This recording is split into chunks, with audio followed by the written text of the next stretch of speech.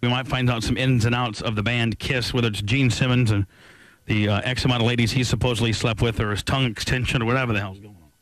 You ladies, you guys might be kind of young to enjoy Kiss. Yeah, you guys are kind of young to be liking Kiss. Kiss is kind of like, for me and John, old guys. I remember Kiss. Well, my parents used to listen to Kiss. God, you know you're old. Funny. When your parents listen to Kiss. Would you sleep with any of the Kiss members? No. They got money. They got money. I don't care. They got too much paint. Angel, whatever. Whip out $1,000 and you're on the. You like the new all-nighter by Norelco. I cost more than $1,000. You little freak. Let me see the boobs. Let me see them. Whip them out. She's been hiding over here in the corner. Oh, she's got the biggest titties of all. Take the shirt off. It ain't like you weigh 600 pounds. You got it going on. Let's see the butt. Turn around. Oh, no. Turn around. Show them your butt. Oh, that baby's got back and I cannot lie. Phew.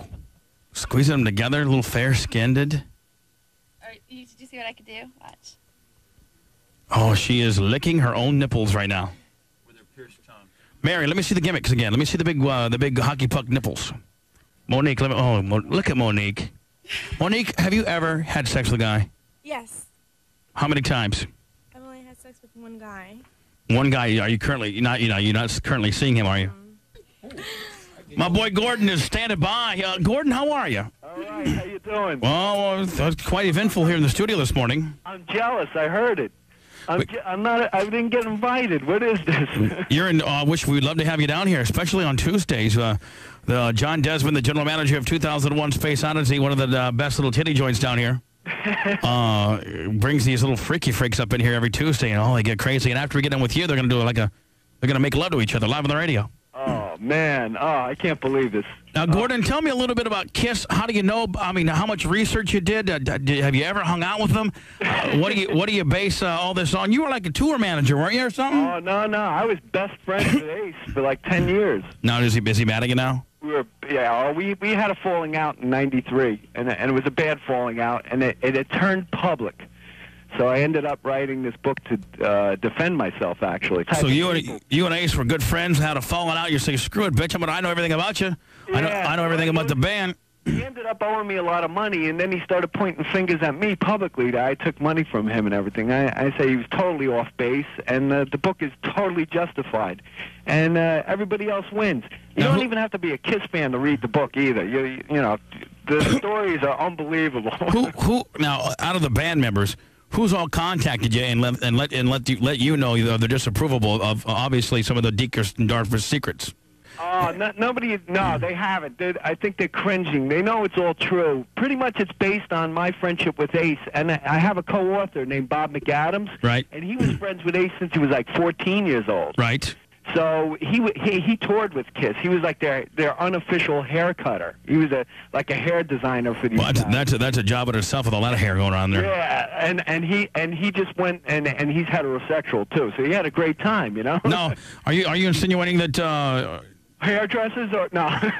No. But there's nobody on the Kiss that are faggot, is there? Come on, Gordon. Is there? I mean, in the book, do you talk about any of the Kiss members being gay? Yes. Okay. But let me tell you a quick story. I know you wanted to get the girls making out and doing lesbian. Well, let me tell you something. I'm kind of interested in some of this stuff too, so I got plenty of time. Let me say, my show stops at 10, but I could take this bitch clear to noon if I wanted to. Oh, cool. Yeah. No, we were. I was at a bar one time with Ace, and we saw really two hot-looking girls walk into the bar, and Ace goes, "Oh, we're definitely gonna end up with these two, right?" Right. So, yeah. So he leans over. He goes, "Come on, kiss me, right?" And I went, "What?" And I heard what he said, but I didn't believe it. I'm going, "What?" He goes, "Come on, start making out with me. The chicks will dig it, and they'll want us." I'm going, wait a second. I say, it works the other way around. It doesn't work. It doesn't work this way. So listen, you faggot with a star painted on your face. Chill out, bitch. Now, is it true that they got their makeup that's trademarked? Yeah, the makeup's trademarked, yes. I mean, that means no band can ever wear any makeup, or they can't wear any makeup that resembles they can't wear their makeup if it has any. In fact, they had a problem with Guar. I don't know if you know that band. Yeah, I heard of Gore, yeah. Yeah, and I think Gene Simmons had a little legal tiff with him. Speaking of Simmons, tell me the whole gimmick on the tongue. Everybody always wants to know, is it real? Is it a cow tongue? Is real. It's real. I mean, he never had something where like there's rumors that he clipped half of it off and had a cow tongue sewed on. there's all kinds of rumors. Is that really his God-given tongue with no surgically alterations? Yeah, it's his God-given tongue. Wow. It's probably bigger than what it is downstairs, but it's his tongue. So you're insinuating that now Gene Simmons supposedly slept with over 1,000 chicks? Yeah. Oh, yeah. And he's not picky either. Fat bitches too? He had heifers in his time. Yeah. Now, did Kid? One of the big rumors when I was growing up is that KISS stood for Kids of the Satanic Service. Was that true? Nah, not true. Nah, they just thought it was a cool name, and they had a couple other names, and they just went with KISS. Now, when they reunited, was it a sellout for money, or did they really, really like each other? Because, they were having feuds. They broke up 12 times and, did new albums with new guys and been sued by everybody. And, because obviously when they reunited, they had, there was $50 and $60 tickets, and I know they got paid. Yeah, right. No, my opinion. They did it for the money, obviously. They really did never. Gene and Paul never got along with Ace and Peter. They only got along with them in like the first year of KISS, and after that, it was just cats and dogs. After that, and it got to the point where Peter got kicked out of the band. Ace left the band. It was a mutual thing, but he got fired and he quit at the same time. And then they did this reunion thing, and I mean, Ace and Peter has their demons, the alcohol and the drugs, and Gene and Paul were never like that. They were never, drug free. Gordon, if you had to tell me one extravagant, almost non-believable chick story, what would it be? Chick story? Yeah, anything about any bitches. Oh, there's so many. I mean, tell me a groupie bitch story that would knock my socks off. Well, there was plenty of the threesomes and the lesbianism, and it was funny. KISS was never really a P band. Can I say the word? No, you mean what word do you use?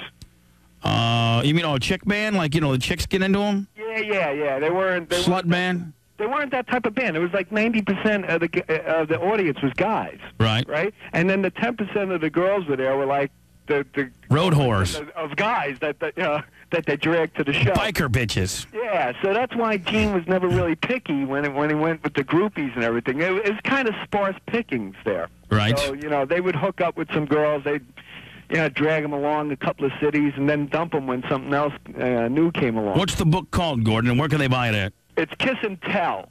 And it's by two guys, me and Bob McAdams, and it's on Pitbull Publishing. They could get it at Barnes & Noble, where Tower Books has it, and Virgin Megastore. So basically, about anywhere you buy your hardback or your paperbacks, any major bookstore will have it. I can't believe, my girlfriend lives right near you. Oh, she does? Yeah, she lives on on the street where your station is. You're kidding me. What does she do for a living? She goes to Eckerd there. Maybe we can get up in there a little bit. What's your girlfriend doing living down here and you live in New York? I know, it's rough. It's real rough. She's probably listening to you right now saying, God, Bubba the Love Sponge is the man. Yeah, and I wanted to be down for your party there. I can't believe it. I could have been down seeing my girlfriend, and my big excuse was to go to your radio station. How? And you have a lesbian party. What does she look like? How tall is she? She's 6'1". Damn, big bitch. How much she weigh? She's Japanese. Oh, me love you a long time. Sucky, $10. She's beautiful. Anything you want. Yeah. She'll probably come and kung fu my ass. She hates me probably. She'll kick your ass. How much does she weigh? Like, Chinese girls are never heavy. They're always like, because they eat rice and snakes and stuff. She's Japanese. Don't insult these people. Oh, I'm sorry. I don't know. Oriental is Oriental to me. I don't know Japanese from Chinese, from Filipino, from Asian. Yeah. She's listening to the radio and I'm just getting pissed off by the minute. Does she know kung fu? Yeah, she knows karate. Really? Yeah. How much does she weigh? Probably 150. 150, yeah. That's nothing for a 6'1". I've never seen, most China chicks are small. I could take her to the circus. I mean, I've never seen a Chinese chick over 5'2".